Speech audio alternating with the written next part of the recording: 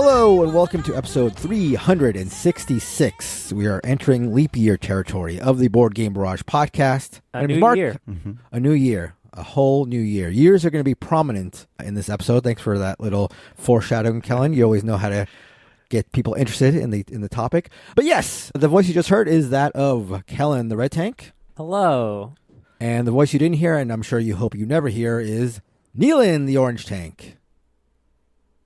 Perfect. Love it. God, Neelan, comedic timing, just the thought. Like, I love it. You guys both have your strengths and weaknesses. We'll talk about weaknesses later. But on today's episode, so a couple episodes ago, we were, in honor of 2026. We're so hyped about the current year we're in. We looked back 10 years and we did a collaborative hand-in-hand draft of the top games of 2016. I think Sixes was our controversial pick as the best game of 2016, beating out, I think, like Terraforming Mars. Well, Terraforming Mars didn't even make the list. Yeah. Forget about that. But Inish, Feast for Odin. Nope. Sixes. Best game of 2016. And so we were so, again, excited about 2026. We look back 10 years. We find ourselves now so looking forward to the future, so looking forward to 2027. We can't wait for 2027 and all the beauty that it's going to hold, I'm sure, for all of us and for all the listeners. Hope. That we've decided to look forward by looking back another 10 years, but not 10 years from today, 10 years from the year ahead, if you follow me. So, yeah, I think of this as like a +1 -10 retrospective. Yeah, exactly. Yeah. The classic +1 -10 situation. So we are going to be doing another collaborative draft, but this time of the year 2017. And a little peek behind the kimono here, as we want to do every once in a while. My co-hosts were talking about their thoughts about 2017 and thought it was an especially strong year. I don't know. I looked over the list. Didn't really jump out at me, but I'm sure we'll come up with something. Yeah, I don't know. We'll see. Nothing as strong as Sixes to me when I was taking a quick look, but we'll see if anything can make it through. We will describe all the very simple to understand rules of the collaborative draft when we get to it. But before we do that, we're going to talk about a couple games that we've played. Neelan is going to tell us about the very, very boringly named named? Excuse me? How many games are titled something like Prosciutto and Melon Game, which is the game that Neelan is going to talk to us about? How can you not be excited I've got by Prosciutto and Melon much more interestingly named game, Steel Driver. Isn't that like... Yeah, that sounds like the most exciting board game. Yeah. How many games have words like steel in them in board game land? But you've got boring old Prosciutto and Melon Game. He's hiding the colon 1822 after Steel Driver. There may or may not be a colon. We'll see. Mm-hmm. Neelan, tell us about Prosciutto and Melon Game. You told me that the game part was important. It is in the title. I don't know how important it is, but the game don't look up Prosciutto and Melon. It is listed as Prosciutto and Melon Game. This is a Japanese card game, so I'm pleased to be the one introducing it. That is a little. We're all playing different roles because Mark's really being a to start this episode. The most important thing off the bat is, a very tiny anecdote, which is I was in Japan in April earlier this year, and when I walked into a board game store, because I had to make a point to walk into a board game store when I was in Tokyo. It's like once a week you must return home. Exactly. Yeah. The owner was so excited to thrust this game into my hands and be like, this is the one you must buy. This is the new game by the designer of Nana. So this is Kaya Miyano. And it is a lovely, simple little card game. I don't know what the Japanese title is. I'm not going to attempt the Japanese title. But Prosciutto and Melon Game is a game where what you're trying to do is, and I think one of the things that's kind of funny about the rules for this is combine ham and melon and cheese. No mention of prosciutto anywhere in this rulebook for what it's worth. Well, prosciutto is ham, sure, totally. But like, it's not referred to as prosciutto at any point in the rulebook. Okay, so you have a bunch of different cards. You have ham, you have melon, you have cheese. And those exist in sort of different forms on the process of preparing these things. So you have a small value ham card that is worth 1 point. You have a slightly better ham card that is worth 2 points, and a 3-point card, and a 4-point card. Then you have same range of cards for melon, and a similar range of cards for cheese. You start with life, right? As in real life, exactly. You start with basic ham, starting melon, basic cheese, and you sort of level them up. That's what you're doing in this game. You're leveling up all of these food items. This is a sort of shared deck builder. The deck starts as a deck of just these level 1 basic cards, so basic ham, basic melon, basic cheese. And over the course of the game, you're going to, with your hand of cards, take 3 actions every turn. Those are going to be combining 2 of the same cards to get an upgraded version of the same type. So if I have my 2 level 1 hams, I can get a level 2 ham, and that goes in my deck. Importantly, when you do that, you score one of the hams and you discard the other one. Or you can just draw some cards from the shared deck, or you can steal a card from another player. Okay, so those are 3 options you can have. You take 3 actions of your turn. You can combine them any way you want to. And that's actually kind of all the rules, except for the way that you win, which is if you eventually get a level 4 ham and a level 4 melon, you can combine them as one of your actions to make ham and melon, and that is the victory condition. You've made ham and melon. Or you can make ham and cheese the same way. Combine a level 4 ham with a level 4 cheese, and now you've made ham and cheese. That is another way to win. Alternatively, if someone has scored a total of 20 points, then the game ends and whoever has the most points wins. Because what you're doing, as a reminder, when you're upgrading these cards, you're scoring them as points in your array in front of you. So the game is a very simple process of getting cards, potentially stealing from other players, combining them to make better cards, adding those cards eventually to the discard pile, which means the deck is getting collectively stronger and stronger. So it has that kind of a feel of kind of like almost like an abandoned artichoke, of this very simple kind of deck builder where the game is escalating very quickly as it goes. Because eventually you're getting to the point that you're combining a level 3 into a level 4, but there's no abilities in those cards. You're just making better and better cards as a race until you get to the point that you've won the game. Neil, I have a question. Yes, please. Do you ever think about, after you die? Now I was expecting from Prosciutto and Melon Game, but go ahead. And, your children. Yep. Of which you have many. Yeah. Want to remember you. Totally. And how better would they do that, Kellen, than turning on episode 366 of the Board Game Garage podcast. And listening to what you just described. And hearing Daddy talk about prosciutto and melon for 10 minutes. That's exactly right. That's why I'm doing this. I'm doing this for you, kids. It's a very silly game. I mean, there's no getting around it. It is a very, very silly game. It's a very simple game, and I have had a ton of fun with this. I think that the vibrancy of the art goes a really long way, just presenting this really cute, really appealing package. The game is really dead simple, in the same way that Nana is. You can teach it in a few minutes, and then everyone's just kind of having fun, combining the cards, getting new cards, drawing cards, stealing cards from other players. Very simple, very dumb. It's a blast. It's got kind of that feeling of kind of racing towards something. You see someone pick up a level 4 ham and suddenly everyone's like, oh my god, Kellen has a level 4 ham. Everyone's going to try steal it from him now. But then you're trying to buffer your hand by drawing cards so that you go up to the max of 7, so it's harder to steal. There's a fun sort of efficiency puzzle in when to draw, when to steal, when to build. That is a fun little thing to work through in a very, very simple form factor. A comment and then a couple of questions. The comment is, I'm looking at the art now for the cards. In addition to being very cute and adorable, I always love a card game where the advancing values of the cards tell a story. I'm looking at the melon cards, and the value 1 melon is a little bit of a sprout, right? And level 2 is now it's grown, and finally level 4 you have the actual melon. I think that's kind of cool. Exactly, and same for the cheese. It starts off as milk, and then you see the process of it is a lovely sort of illustrated game in that. Yeah, I always love when games do that. So the questions I had, first of all, am I understanding correctly? You're using a shared deck to draw from. Yes. Now, so is that deck basically exclusively 1s to start, and then there's the face-up piles of 2s and 3s and 4s, and then when you combine, you take one of the That's exactly cards? it. It's kind of it. Imagine it like a Dominion market, as it were, where it's you have all of the possibilities of cards laid out in front of you in the market, and it's just kind of instead of buying a card, you're combining 2 1s and taking a 2 from the market. And then when you combine your 2 2s, you score a 2, and then one of those 2s goes into the discard pile of the shared deck. Right. So as that deck, which is pretty small, gets shuffled up, suddenly someone is drawing those stronger cards. So your gains also escalate everyone else's gains.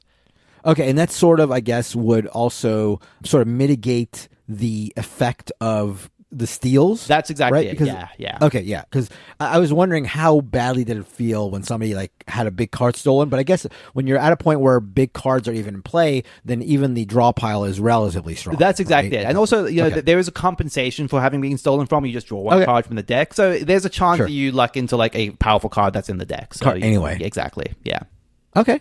That's very cool. And this, I assume this is a 15, 20, 30 This is game? absolutely a 10 to 15 minute game at that. Okay. It's a sort of thing where a couple of times I've done it, we just run it back once or twice. It's dead simple. Okay, so you played this with me. I played this. I just want to hi, my name is Kellen. Please. I have played prosciutto, melon, and cheese and ham. Who else have you played this with? This is both a why am I not being invited to game night and also like who is this for discussion. No, it's shared purpose, right? The purpose is mostly for me, selfish, but also for the listeners, unselfish. The two other groups I played this with are all just like, one is a work group. So I took it to work at some point and just thought like, hey, this is an easy thing to break out with my team. And the other one is a group of like, I would say not like entirely non-hobbyist gamers, but like not extensive gamers, I guess I would say. So like usually we play lighter games and this was kind of like perfectly like in the wheelhouse for that. So in other words, you're telling Kellen it didn't mean anything to you. That's exactly it. Yeah. That's what I heard. Thanks. He has nothing to worry about. These aren't my serious games, people, Kellen. I liked it. I enjoyed it. I believe I won, which always helps. But it felt like the game is just like, can you steal the right card at the right moment? Yeah, there's a lot of that for sure. Like, it is one of those sorts of silly kind of light take daddy games. I definitely think it's worth qualifying that, which is to say that this is not an intensely strategic game. It is a very quick, light card game that sort of gets out of its own way very quickly and like basically is over in like 10 to 15 minutes. But it is more of a lark than it is like on the realm of small card games that we tend to talk about on the show. I would say this is certainly on the sillier end of the spectrum. Yeah. I guess my instinct was that like it would take too long to explain it to like complete non-gamers. And then but maybe you're saying you obsessed with it, which is cool. Absolutely, cool. Yeah, that hasn't been my experience at all. Yeah. I think it's most like there's a couple. I will say that one thing is definitely true. There's a couple of little things, but this is not worth going into detail. But like sometimes people get hung up on the wait. So if I combine two things, I'm putting one here in my score pile, I'm putting one in the discard pile. That little process sometimes trips non-gamers up, but like people are getting it by the end of the game for sure. But no, it's so simple that I would be surprised if anyone couldn't learn it in a short amount of time. That is a Prosciutto and Melon Game. All right. So from the cutting edge, let me pull you back. I got a chance to play a Martin Wallace game that I've been wanting to try for years. And thanks to my friend Eric, I finally got a chance to play Steel Driver. We played the original Warfrog game. Right, sorry, Steel Driver game. Yeah, in case you're having trouble finding it. We played the original Warfrog edition, which was, I think, Wallace's private publisher back in the day. So this is back from 2008, though it's been re-released by Pegasus Spiel in 2010, again, if you're looking for it. While we're discussing the production, for this one, it's much along the lines of games published around that time. Think of the majesty of the original Tinner's Trail board game that I talked about earlier, if you want something along the same, or in the same vein. For those who aren't familiar with the graphic design of Tinner's Trail, I very much encourage you to check it out. It is pretty crazy. The design of Steel Driver isn't nearly as discordant as Tinner's Trail. Both games also were published by Warfrog/Treefrog, Martin Wallace's label. And so I don't want to get those listening off on the wrong foot about the design of this game. It's very plain in the style of some of those older games, but it's filled with these like nice chunky wooden pieces. I think there's a real charm to that. And also everything on the board is very clear and simple, and I liked that side of things. There's nothing to really clutter up the view. Anyway, I've gotten this far without mentioning anything about the game itself, so let's talk about that. Steel Driver is a cube rails game with heavy doses of auctions and route building. Let me talk you through that a bit. The map is of the U.S. with a bunch of cities in different colors and dollar values with train tracks printed between them. Pretty standard, what you might imagine from a train or cube rail game in general. The colors of the cities that are depicted are sort of geographically aligned. So you've got silver cities along the East Coast. You've got white cities in the Midwest, orange on the West Coast, so on and so forth. Then you've got three cities, specifically Bangor, Maine, Mobile, Alabama, and Salt Lake City, Utah, are the three red cities. This will come into play later, but basically the geography is like generally of one color, but there are three unique red cities. Anyway, there are also 6 train companies of different colors as well. So you start every round getting 6 bidding cubes. So I mentioned there's an auction. There's an auction to start every round of the game. You're bidding with these bidding cubes. You're going to get 7 every round. One of the train colors is going to be auctioned off, and then you're going to go around bidding for the trains using these cubes. Whoever bids the most wins control of that color train for that round, and they also get a share of that company for the rest of the game, and will use the cubes they just bid with to build tracks. So I'll explain that in a second. Once all the train colors have been auctioned off, you're going to start taking actions building tracks. So The cost to build the track is printed between the cities. So, for example, if you're trying to build a track between, say, El Paso and Phoenix, there's a little 4 printed on there. You have to spend 4 cubes to build that track. If in the auction part of the game that I just mentioned, you bid at least 4 cubes, so there are 4 cubes in the reserve to use, you can build that track. Perhaps, though, you're on the East Coast and you want to just spend 2 cubes to build from Richmond to Charlotte. So you're spending the cubes that you spent in the auction to win control of the train in order to build a track. So that's sort of an interesting economy there. Why you're building is every time you build, you are personally going to make money based on whatever is printed on that city. So, for example, Oklahoma City says $30 on it. If you build to Oklahoma City with whatever color train, you get $30. The money is basically victory points that are never spent by the player. So again, you're using these bidding cubes to bid for the train companies. Money is purely in lieu of victory points. You'll keep doing this for 5 rounds, and then there's a special end of game scoring to determine how valuable the shares you've been accumulating throughout the course of the game are. So this is another interesting twist in this game. So once the game is over, each of the cities is now going to get a cube of whatever color it was placed onto them. So for example, again, all the western cities happen to be orange. They're going to get an orange cube placed on all of them. All the eastern cities are silver. They all get a silver cube, etc. And then in the order that the train companies passed in the last round. So the first train company to pass gets first pick here. Whoever has the most shares in each color gets to take a cube off of a city that color train has reached. So let me explain this. So if I end up with the most shares at the end of the game of the purple train, and now it's the turn of the purple train to select a cube, I would then pick a cube off the board. Let's say my purple train has made it to one of the rare red cities. I could take the red cube off and I put it in the purple train sort of like box, and then that's part of the set collection. You're going to keep doing this, like taking turns over and over in order of like the last round passing, removing cubes and putting them in the trains collection, trying to do like a set collection situation where if you have trains that have picked up the full set of 4 colors, they're going to be worth the most value for the shares. And that is going to be sort of like promoting the idea that you're going to diversify and try to extend the trains as big as possible, because in order to get a full set, you have to have a train that goes all the way from the West Coast to the East Coast and also hitting these rare cities. And so you cash out your stock that you've accumulated through the course of the game at these values that you determined, and then whoever has the most money is the winner of the game. We played this at the full complement of 5 players, and while I guess the consensus online is that this is best at 4, I really, really liked Steel Driver a lot. Cube Rails, in general, as a mechanism or as a type of game, sort of reminds me a bit of what we've seen in trick-taking games recently, where there have been a lot of takes using the same basic structure. Of course, a lot of different things that we've seen in Cube Rails, like Steel Driver, took place years and years ago. These Cube Rails have not really necessarily seen a renaissance now, for the most part. I guess the same is true of Trick Takers. There have been takes on Trick Takers for a long time, though, of course, we've seen quite the revival of that genre of game recently. Anyway, Steel Driver felt very much like a fresh take, which again is sort of ironic given how old this game is, on the Cube Rail game. There's plenty of Cube Rail games where no one owns a train line through the course of the game, and where there are other ones where stocks are auctioned off round to round.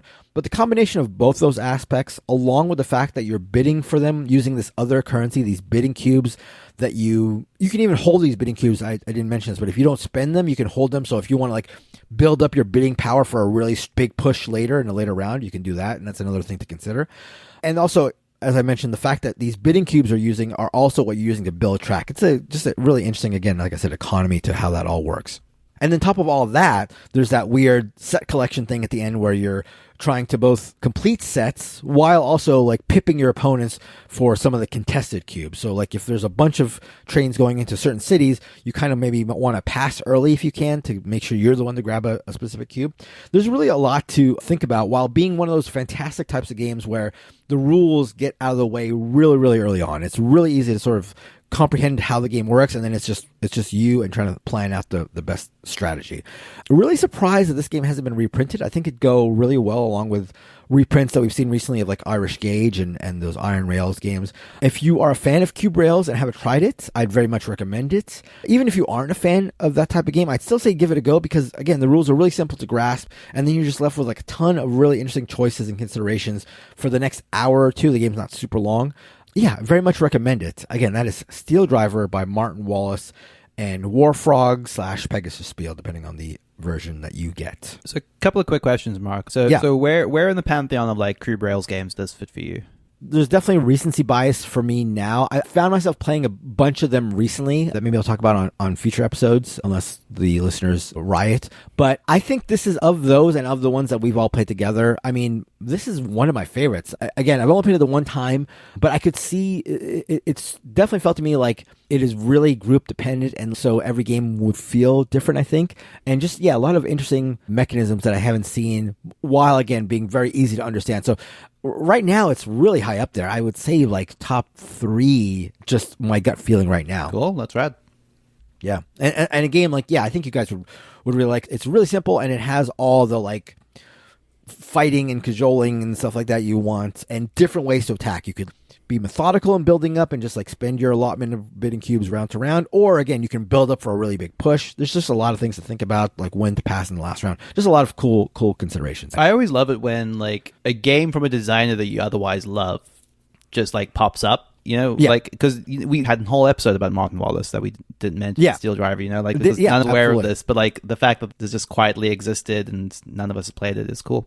And I mean, if this was dressed up, like, you know, he has a bunch of games like Brass Birmingham, obviously, the Brass series, I should say, that have been re-released and now is the number one game of all time. I'm not saying this is going to get to anywhere near those heights, but this game, if this was reprinted like, again, one of the Irish Gauges by Capstone, like something like that, people would definitely enjoy it, for sure. If they reprint it with the cover that this game has. Yes, don't do that. I would donate $1,000 to the Kickstarter with no reward, just to force them to use this man. There are 2 covers. Both of them have men very prominently on the cover. I don't know which one. See the other one. This is also fantastic. But both of them are also, neither of them is really a huge winner over the other. Either of them, I would donate $1,000. But I would say like an 80s arcade game cover. It's amazing. That's a great call. The black man is at least attractive. Okay, sure. I don't know what is going on with the other guy.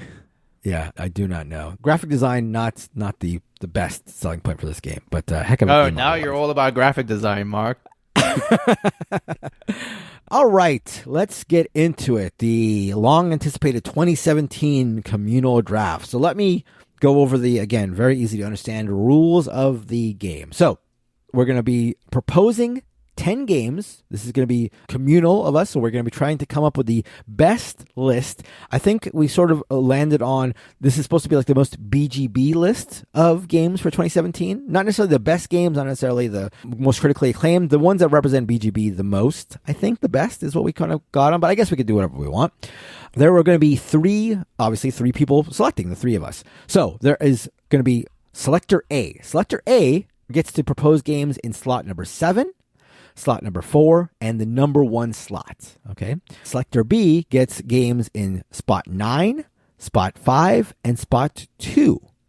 Selector C gets the 10th pick, the 8th pick, the 6th pick, and the 3rd pick. So that Selector C gets the advantage of getting 4 games, to propose 4 games for the list. So the advantage for Selector A is they get the number 1 pick, so they get to determine what the number 1 game of all time is for 2017. Selector B gets 1 more veto. So what is a veto, you may be asking, unless you've heard one of our previous communal draft episodes. So everybody's going to get 3 vetoes, except, again, drafter B gets an extra one, and they're going to get 1 override. What are those? So if somebody proposes a game that either you don't like at all, you don't think they should be on the list at all, or you think maybe it should be higher on the list, you can veto it. You can spend 1 of your vetoes to knock it off the list. Another game must be proposed, and then perhaps that game will come back on, perhaps it won't. However, if somebody vetoes a game and you actually think, so let's say one person proposes a game, the other person vetoes it, the 3rd person can use their override to say, you know what, I am going to quash that veto, I'm going to lock that game in there, and that is what an override is. It reverses someone else's veto. Now, we can carry over vetoes and overrides we haven't used. Neelan did not use all of his vetoes, so he gets to have a bonus one just for carrying it over. No, 16. That was 10 years ago. That's true. Well, 10 years minus 1. Yeah. Your math is a little wrong, but I understand why it is. But Kellen, you and I get 1 extra override. So you can carry over 1 of each. Neelan has carried over a veto. We have carried over overrides. And so that is where we're at. So last time I had pick A, Kellen had pick B, Neelan had pick C. So we're going to rotate that 1 spot each. So Neelan will have pick A, so he will have the top pick, but no bonuses. I will have pick B, so I will get 1 extra veto, and Kellen will have pick C, so he will get 1 extra game to propose. I'm the guy is what you're saying. You are the guy. In terms of veto counts and override counts, Nealon has 4 vetoes, Kellen has 3 vetoes, I have 4 vetoes. Nealon has 1 override, Kellen and I have 2 overrides, and we are ready to begin. Mark, do you have the doc for this somewhere? Let me just share it here. Okay, so we are ready to go. Kellen, you are up first with game number 10. What are you proposing for 2017? 2017, a fine vintage year from the future 10 years on, obviously. In looking back and doing the research for this list, I went back not 10 plus minus 1 years, but I played this game very recently, and I love it a whole lot. It's shocking how quality this is. This is Calimala. I'm putting this in the 10th slot for, what is this, the best games of 2017? What is or a collective draft? Actually, best game. There is a new version, so all the people who look back at the old version and say, the face only a mom could love, well, there's a new one that you can also love 10 years in the future with better art. This is just an incredibly tight Euro game that feels like the era of Euro games that I actually adore and like. It's like incredibly rock solid, a different way to think about worker placement and area control. It just has little wrinkles on everything. It's really good. You can go to the same spot, but that has advantages for your opponents. It's really excellent. I don't think it's a showy game, which is why it's not proposing it for higher on the list, but it is like when you say rock solid Euro game that BGB could get behind, like this is what we mean by Euro game. Where are you guys at? Because I'm not inclined to fight you on it, but I also have no opinion on it. I was barely aware of it, unfortunately, when you sort of spoke about it not that long ago on the podcast. So excited to play it. Like one of my favorite designers, so certainly excited to play it, and I certainly trust in what you're saying. You certainly trust in what he's saying? I mean, big it trust is much over as years, built over more than 10 years. I guess more correctly is, do I not trust him enough to veto a game that I have no opinion on? That's hard. It's one of the top 10, so it is bestowing a lot of acclaim to it, so you should be careful about that. Kellen, have you played the new version, or have you seen the new version in person? I have not played the new version, but I have it behind me somewhere on my shelf. I see. So it is okay. There are people who are balking, the beige Euro crowd. I think it's made some UI changes, I think, that some people don't prefer based on what I looked at. And the old one is so brown. I do not even know how they got away with the amount of beige they beiged this beige game in 2017 with. But this is also short. The fact that Nealon loves the designer, it's short, and he hasn't played this. I actually think Nealon, barring anything, this would be in your top 50. I'm not telling you to no. I just think you will like it. I believe that. I believe that based on the designer's pedigree and the weight and length of this. This feels like the wheelhouse of the sort of Euro game that I should play. Absolutely. 100%. Mark, have you played this? Yeah, so I have only played the old version of it, so I'm the only person here who's actually seeing it through 2017 eyes. Your eyes are tainted. We all know you're the oldest. So you can't come in here and be that's a benefit. As much as I would be eager to veto Kellen, especially now that I'm packing 4 vetoes, that is, I am packing over there. I'm fine with this. I think this is a really, Euro games, as I've said, I've sort of fallen out of favor of them because they do feel a little samey to me nowadays. But the escalating worker placement dynamic in this one felt fresh to me, and it'd be one that I would be eager to revisit. So I'm fine with this here. So I'm not going to veto. Nealon? Nope, not by me. Okay, Calimala is our 10th best game of 2017. It is left to me now for game number 9. Okay, I think that this game belongs on the list.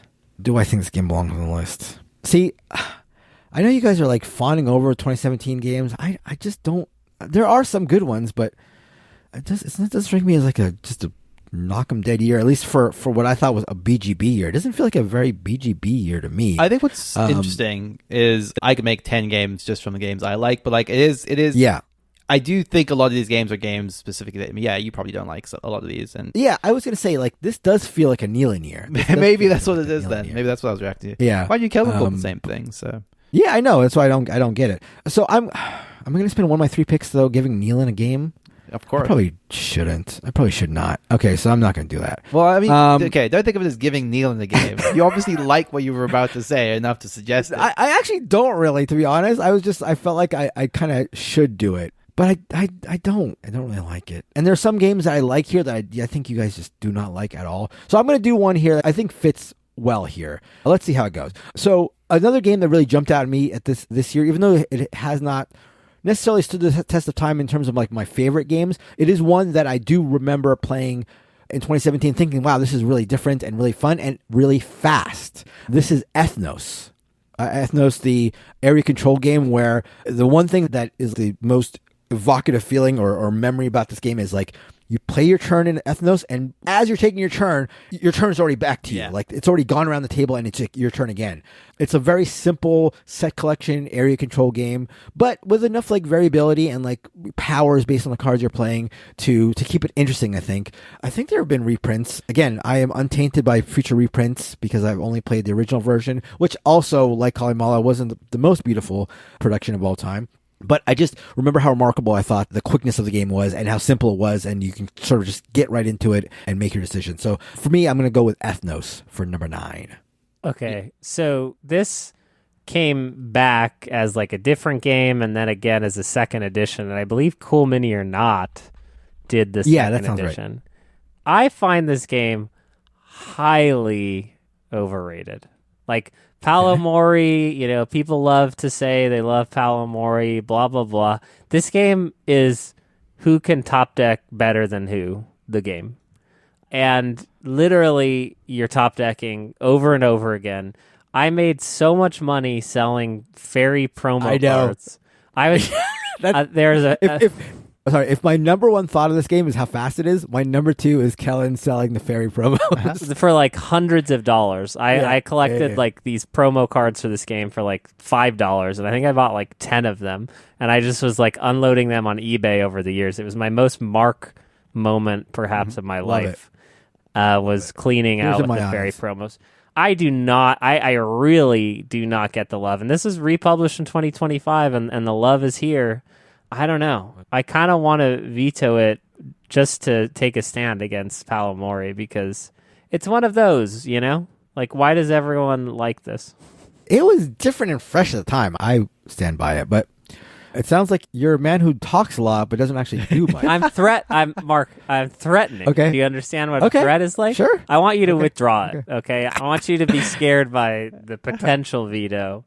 Nealon, you don't want this on the list. I actually wouldn't mind it here. I did have half a thought that it probably would make sense for a 9 or 10 slot. So, do you have this game still? I don't, but I have genuinely been tempted to pick up the second edition. Prosciutto. Prosciutto and Melon. Part of the reason I'm a little bit trepidatious is that in all of the time that Ethnos has existed, I have not gotten myself a copy of it. So, like, I don't know what's making me want to get the second edition exactly. I think it's a lovely game. I certainly don't think it's amazing, but I do think it's fun and simple and a good time. I don't like hate it. Yeah, exactly. I don't hate it here. I veto. I can't. Thank goodness. Okay. Yeah. All right. Kellen using one of his 3 vetoes on that. Okay. I think I have one that Kellen is going to like because, again, when I think of Kellen and gaming, this is genuinely one of my greatest memories in gaming, period, and it had everything to do with Kellen. Oh, wow. Tell me more. I'm going to go with, let me make sure I got the title right. I assume it's not Galapagos and the most recent fun time we had. Also 2017. Trying to think of what vital Kellen memory I'm missing here. Okay, I think you were there too, Nealon. So I'm going to go with The Thing, Infection and Outpost 31.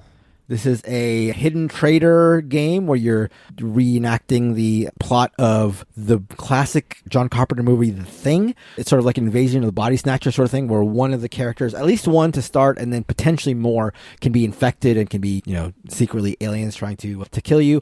It's got a very unique, fun twist where the way that the humans win is that they have to sort of like get on the helicopter after completing a bunch of quests, and then when they get on the helicopter, none of them are infected. If they have actually just survived as all humans, then they win. And if not, they lose. We, at maybe the very first BarageCon, played a game of this where Kellen had me so convinced that he was a human. He was so sincere and so genuine. And I know that Kellen can act sincere and genuine in games like this and actually like not be. But I was like, this guy is making perfect sense. He is like accusing people who clearly should be accused. His logic is flawless. I get everything he's doing.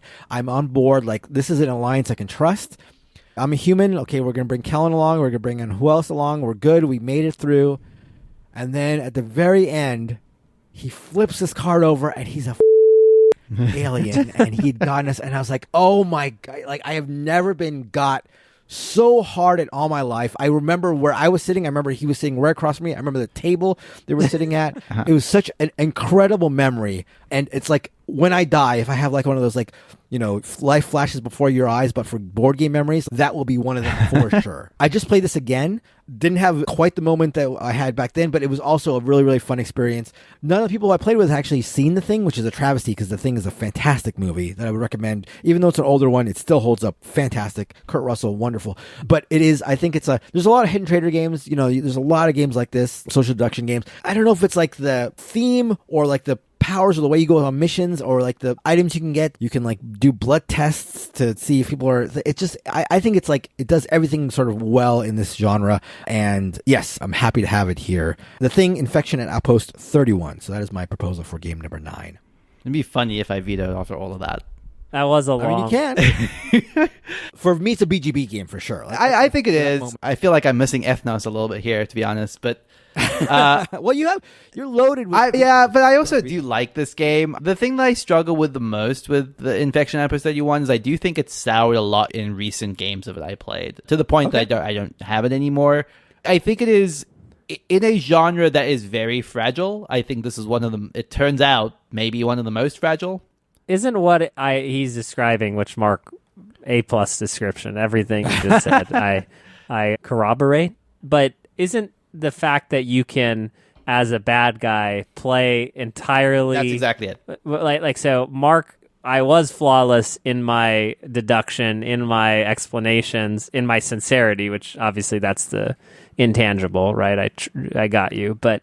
And then at the end of the game, like there was no difference. I could have been good or I could have been bad, and I could have played the same way. So what allowed me to get you so thoroughly is actually perhaps the biggest objection to the whole game itself to some degree. Sure. Yeah, I get that. I will say, though, that the game has, and the last time I played this as one of the infected, and the game has this thing where if the good guys get a flamethrower, they can test you, do a blood test where it's like, whoever has the flamethrower can just like take your card and look at it. And again, you can say, oh, the person's lying, but there is some mechanism. Yeah, there is some mechanism where, and you can, as the infected, you can end the game early. If you get the people to fail missions early, you can have it end in a victory very early. It doesn't have to come to the end. That isn't the only state. Yeah.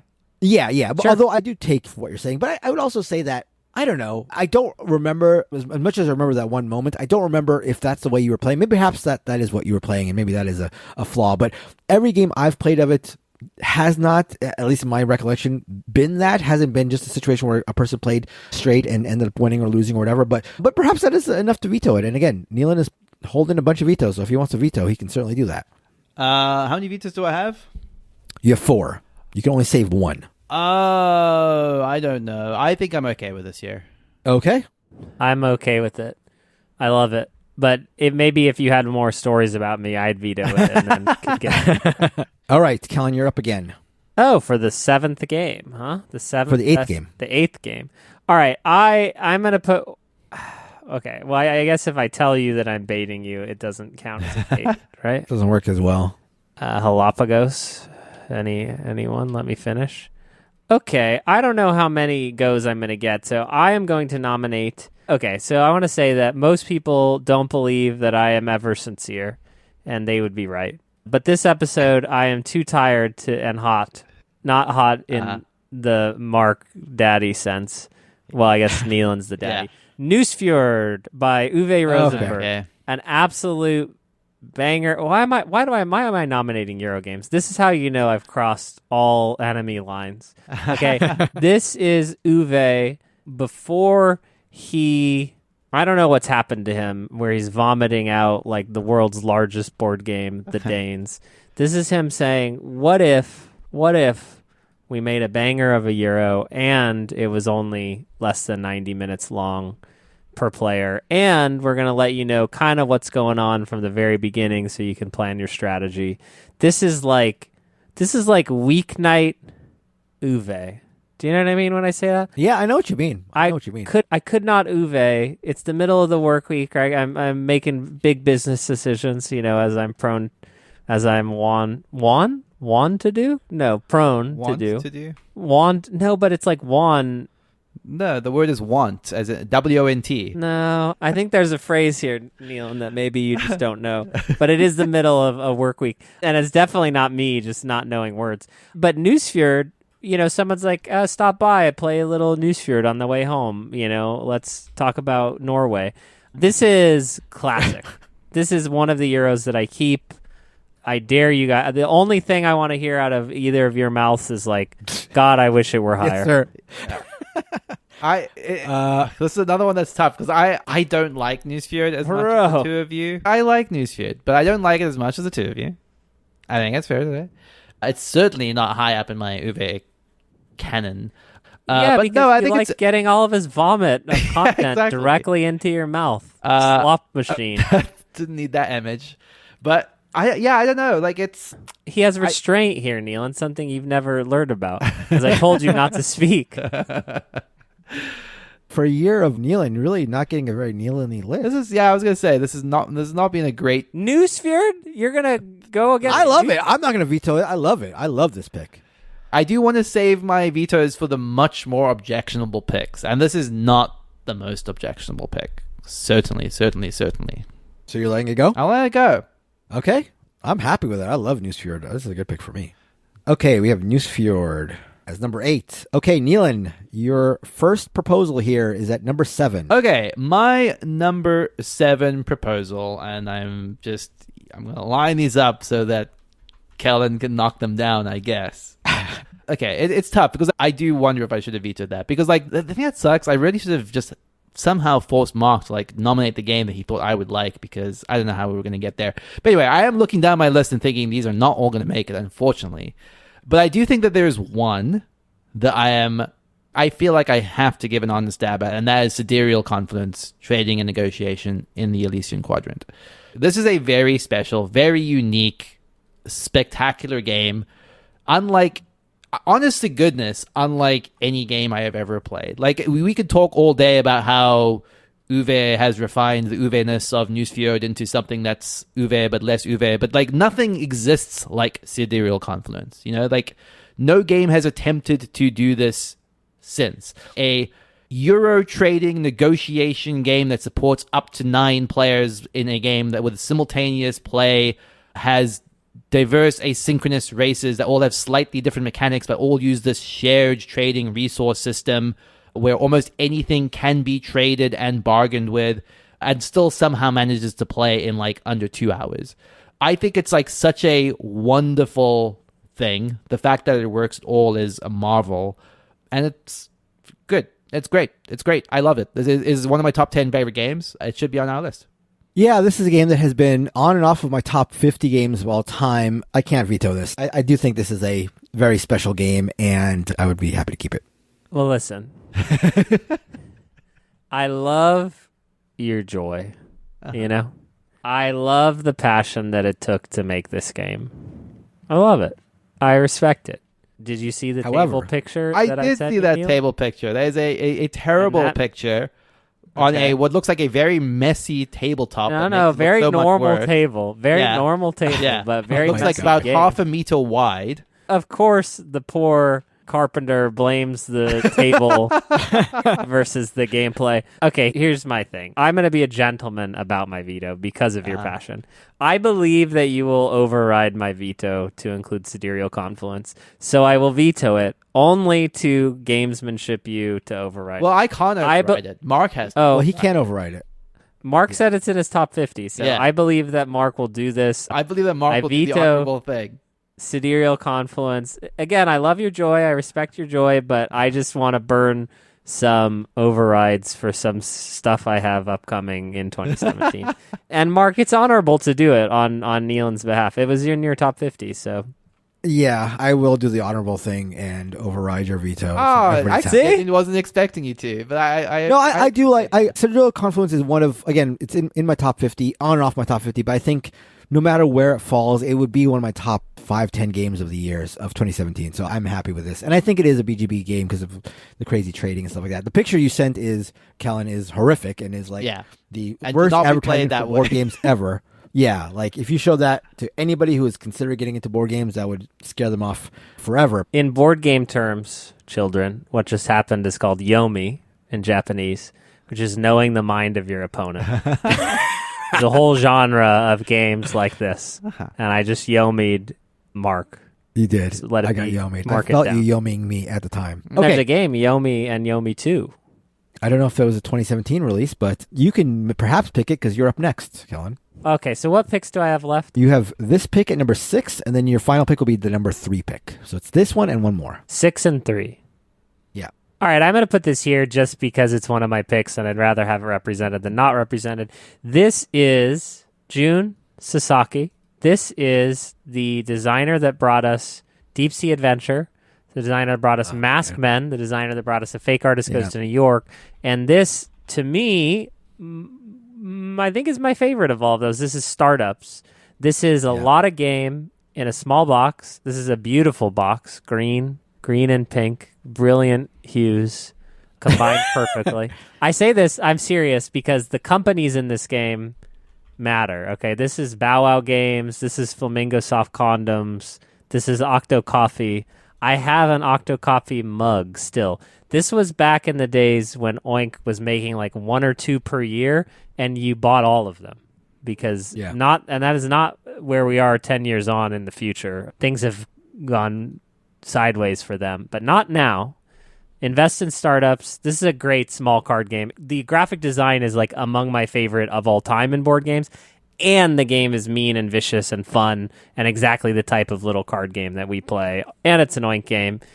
Ergo, all of this should be on the list.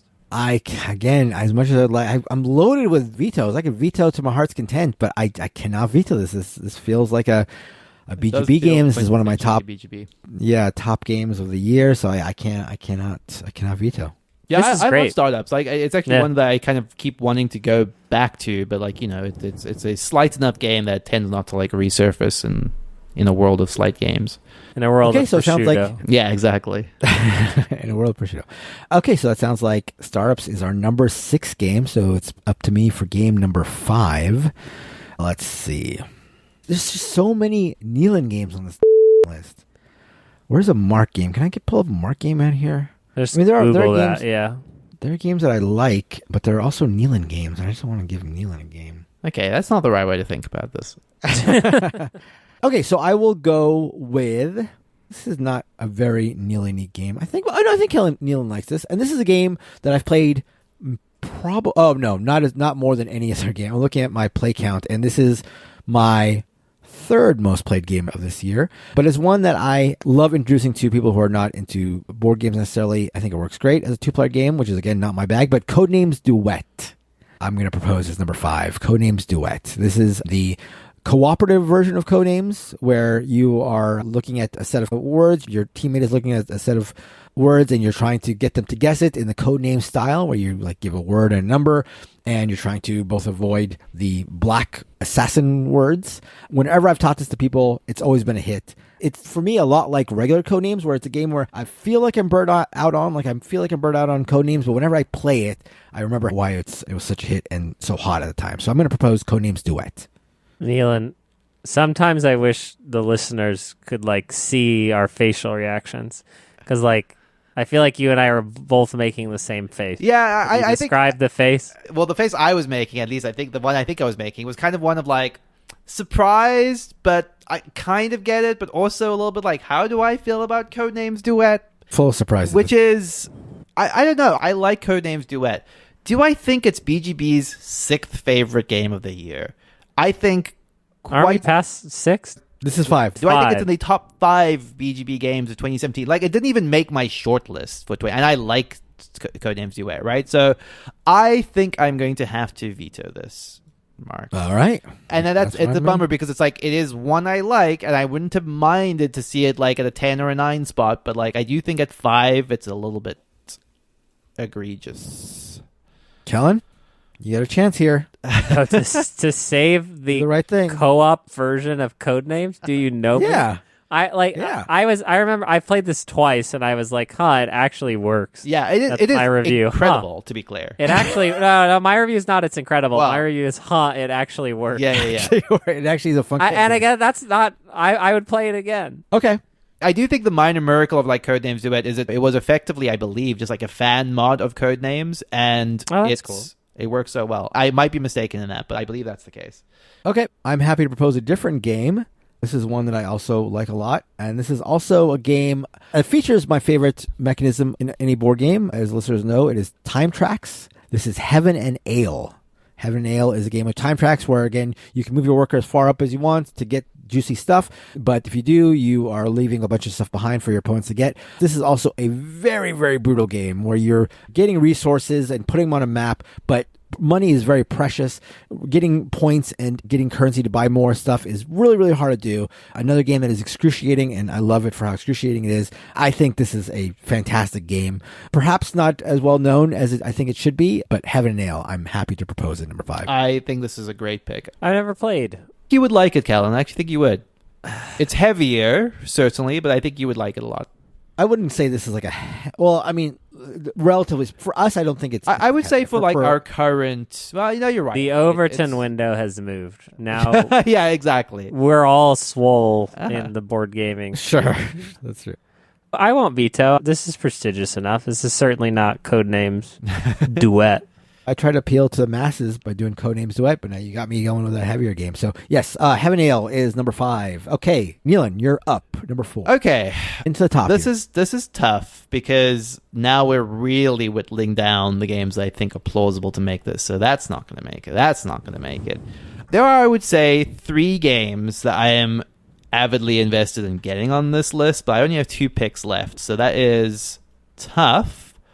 I don't think I have to worry about picking this one just yet. So let's try this. Let's try the one I'm less certain about, and we'll go with Quest for El Dorado by Reiner Knizia. A race to El Dorado deck building game that is both in the realm of being incredibly accessible. You could almost argue it's, to use Kellen Parlant's, baby's first deck builder, but it is still so delightfully interactive, competitive, no matter what your experience with games is. I will say that you're going to have to count on Kellen to do the gentlemanly thing and use one of his overrides, because I've played this game a couple times and it's never quite clicked for me. I see everything that's good about it. I do not enjoy it that much, so I'm going to veto this. All right, Neeland. Let's talk about how gentlemanly we are for each other. I think Neelan has some games that he wants on this list that you're going to like even I actually am not convinced that... I mean, there certainly are games that if I had my druthers, I would be picking here, but I also am not... No one wants to see your druthers. If people have listened to previous iterations of this, I'm not invested in one-upping someone in this. I want to get good games on this list, But I want games that everyone loves. I don't want games that Neelan loves. So Gloomhaven is not so going magnanimous to now. he gets a swoop in. He gets on a soapbox. I love everybody. This is for the people. Yeah. I have one override. Or you have 2 overrides, right? I believe. So you could. But I think the thing I will commit you to is if you feel strongly about this game, then use it. Okay, here's the truth. Okay, Neelan, and then you tell me. And this is what I'll be true. I'll be true. Okay. Yeah, be true. I have the game behind me. Uh-huh. I have a expansion or 2 behind me. Uh-huh. And my passion for it is a little bit through you. Okay. As in, like, I have always wanted to like it more than I like it. Interesting. Okay, so here's the thing, Neelan. Should I use it? Say yes or no. Should. I override, gentlemen. Yeah, I always know with this one that I'm fighting a bit of an uphill battle with Mark in particular, but I'm always surprised by that because it is such a lovely game. It is such a lovely game, and I think if you have very small hands, you would have very large. You like hands. tiny cards. No, I just think it's. I think it's I don't so even charming, disagree with you about that. And I think for someone that does tend to play maybe more accessible games more frequently, Mark, than most of us, I feel like that's something you're talking about a lot. I'm surprised this is not one that comes out more. Maybe I need to try it again, but I've played it, I think, a handful of times at least, and just it's always fine, and I always can appreciate what it's doing, but it just never gets me excited. I can never get my motor running on it. All right, so that leaves us with now top 3, and Kellen, this is your last pick, the number 3 game of 2017. Just to peek behind the kimono here before I get called out by fans of classic Carl. Do you see what I did there? That was not a stutter. That was me saying Carl. But it was me stuttering and then turning it into a moment. Innovation Deluxe, I will not include because I am a gentleman, because you see what kind of upstanding person I am. Neelan says, should I do this? And I did it immediately. He didn't even have to finish the explanation. My number 3 must be on this list, so the only thing I will accept from either the two of you is placing it higher. This is Rumble Nation. This is an absolute bona fide classic, and this is, okay, Mark, you're over here picking games from like... I didn't even do it. You made a face. I saw the face. Okay. I feel like this is one... Actually, for the BGB of it all, for what it's worth, I do feel like this is one that we helped change the trajectory of. And I don't say that very often, and I think that like that's a fool's errand. But like there was a certain time where it's like, I think we helped propel this game. And I think it's an absolute classic area control game now, not 10 years on, 10 years on from the future, which we are looking forward to. And they made a new version that's beautiful. I can't get over how good this game is and how simple it is and how it uses dice. Again, maybe this could have been at 5, but if you guys are vetoing it, I will shed a tear. I think that's the thing I'm struggling with. This was on my short list. I don't think I anticipated it making to number 3. It's been in my top 50 for a long time. Yeah. You could veto it. I'll just put Galapagos up here. So good luck. And then have Mark tell story time again. I just replayed this. And yes, I think for the BGB of it all, I'm happy with it up here. It's fine with me. We calling it? Oh, yeah, really... I'm happy to have it here. Oh, okay. I would have loved to have seen it personally in this top 10. So yes. Sad to see it this high, maybe, but not sad to see it on the list. All right. I think there's only one game I could go with here. Yamatai? That's what I thought you were going to say. Yamatai is not terrible. I like Yamatai. Let's go. Yeah. I will say, Mark, there's something I'm certainly hoping you're going to pick here, but we'll see what happens. Sometimes I struggle with these high picks, like which one I'm going to pick. This one I feel like is the only one I can pick. This feels like, and people are going to be upset because there are some, like, I know heavy hitters for a lot of folks out there. But I think the only one I can go with here is Azul. It is not necessarily like the most. It's not necessarily the most like BGB specific game, but I just think Azul is such a good game. Like there's some big games here in terms of like how commercially well they did or how critically well they did, and I think Azul holds up with that. Like the both critically and commercially super successful, but of the really big hits of this year, I think Azul is the one that also works best for us as like a podcast. So Azul is sort of, to me, feels like a no-brainer for this spot. I'm gonna veto this because I wanted a number 1. Okay, but this could be a gambit. He might be trying to Gloomhaven us, hit us over the head, lull us in with the Azul, and then smash us over the head with the coffin box. Look at his face. I mean, look at his face, call, Kellen. Because I was ready to override. I was ready to send in the override cavalry for you. I mean, so here's the thing. I don't know what would count as a show of legitimacy not to waste your override here, because I was going to nominate this for number 1, hands down, unquestioned. Okay. You know what, Kellen? I think because we could make this a real non-Neelan list, right? If we figure this out, right? If we Yomi him, we can make sure none of his games get on it. Yeah, we got to Yomi him. Okay, what is he trying to do? He's saying trying to do anything.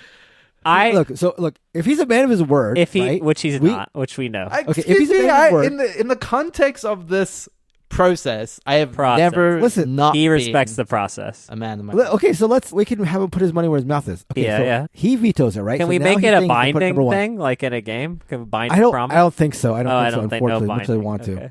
But okay, so he's saying he's gonna put it number 1. So right now, that means if you don't override it, I get to pick again now, and we can make sure it's a non, because there's a bunch of Nealon games on this list, and if we can get none of them on there, I'm fine with it. So so maybe you don't override. Don't override. Put Azul at 2 forever. Yeah. No. Leave his veto. He's vetoed it already. Oh, so now it's going to be number 1, and now we just get a non-Nealon game in here, like that one actual good game here. Oh, an actual. None of this is. Oh no, I think I've lost the strategy here, and he's listening to us plan it. So, I'm genuinely curious what a number 2 game that you would pick that you think that I don't want on here, but. Yeah, I am encouraging Kellen to not use his override here. Okay, so can I say some things? Yes. If Century Spice Road comes out from any of your guys'... I am not going to put up Century Spice Road. Okay. I don't know what I'm going to put up, but I'm definitely not going to put that up. Okay, and then... I am definitely not putting that up. Okay, I'm concerned about Spirit Island.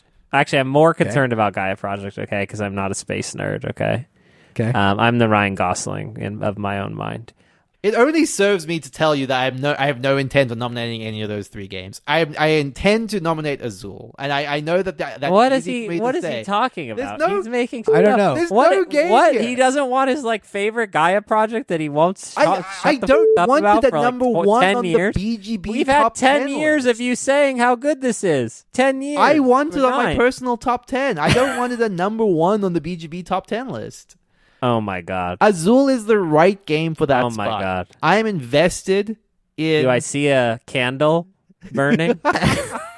Oh my god. If you think the Yomi move is to override, you can override it. A lot of power in your hands, Kellen. But I also a lot of power to give me the number 1 pick. What is the He's game trying to here? Charterstone us, Mark. He's trying to Charterstone us.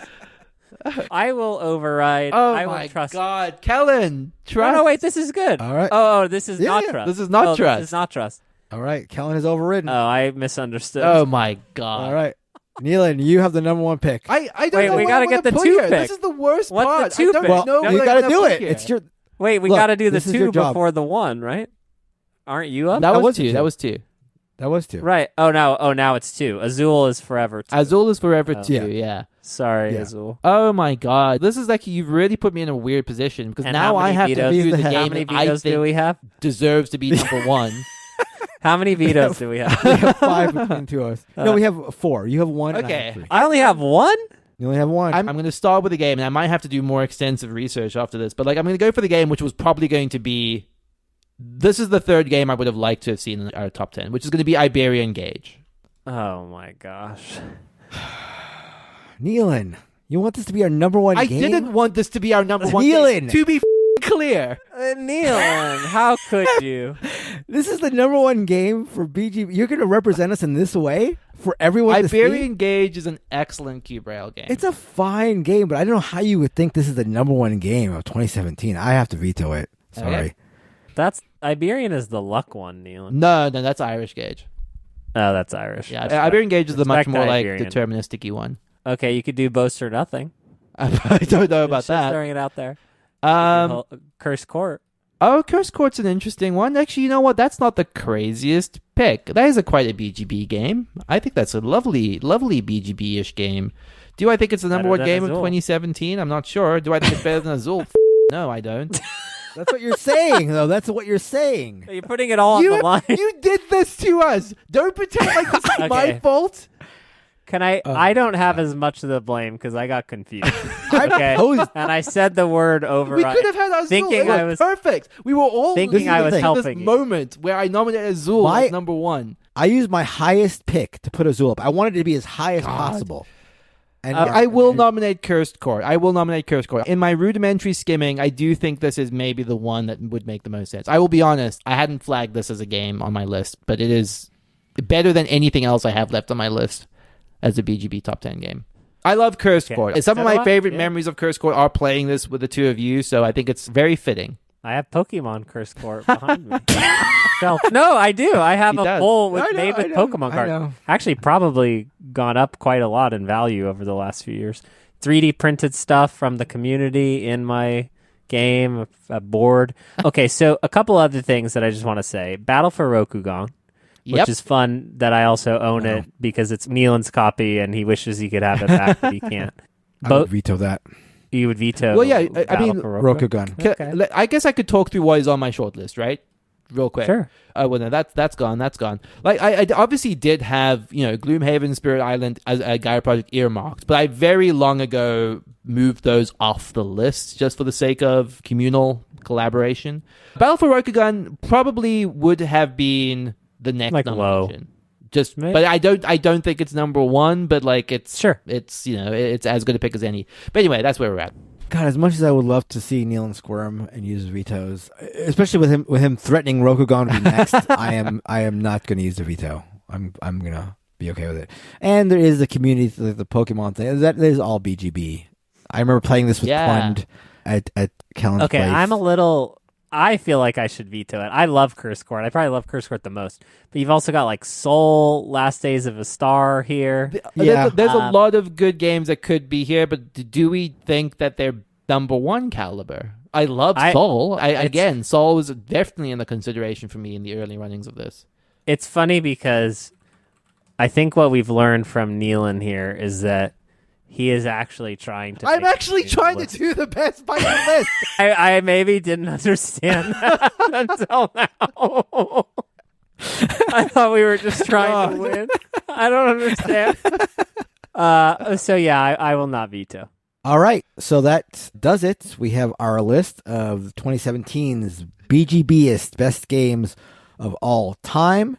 Starting with number 10, we have Calimala, 9 Outpost 31, 8 Nusfjord, 7 Sidereal Confluence, 6 Startups, 5 Heaven and Ale, 4 Quest for El Dorado, 3 Rumble Nation, 2 Azul, and number 1 Cursed Court. Now, if you want, you can go to boardgamebarrage.com/vote and tell us 2 things. 1, your favorite pick of ours on the list, and where we messed up the most. Maybe this is a game that we have too high, too low. Maybe it's a game we didn't pick that you think should be on there. I think there's going to be a lot of people in that camp. So let us have it there. And then we are going to randomly select one of the votes to get a $50 gift card. It may be more because Callan wants you guys to have more money. So it may be a bigger, but at least a $50 gift card. So go to, again, boardgamebarrage.com/vote. And let us know where we got it right, where we got it wrong, and you could be selected for a $50 gift card to an online game retailer of your choice, or maybe a brick and mortar. We'll make it work. I feel like we need like a vote on who was most authentic. You know what I mean? We'll add it to the list. Do we need that vote? That'll be a question. Who lived up to the spirit of what we were trying to collectively do? I do believe that. people will come through. You know what I mean? Yes, who is the most spiritually in tune? That'll be one of the questions we have on the list. Thank you so much for listening to the show. Thank you so much for voting. We appreciate it, as always. If you want to get in touch with us, we're on all forms of social media. You can either get in contact with us directly at boardgamebarrage@gmail.com or join our Patreon at boardgamebarrage.com/Patreon, where you not only get to listen to bonus episodes, which we release all the time, but also get into our Discord and join the patrons only Discord chats, which are my favorite channels in our Discord. Alternatively, you can just join our Discord at boardgamebarrage.com/Discord, where we have a online chat going on 24 hours a day. If you're not familiar with Discord, it's basically like a glorified chat room. I would encourage anybody to check it out, even if you don't like this show very much, because there's a bunch of incredibly cool people. There are literally thousands of incredibly cool board gamers from around the world talking about not only board games, but all kinds of stuff 24 hours a day. It's an incredible, incredible resource, and one of the greatest things that has emerged from our podcast. Thank you so much to Heart Society for our intro and outro song, What's on Your Mind, Kid? And until next time, when we look into the future to look to the past or whatever we're doing, goodbye. Bye-bye. Bye.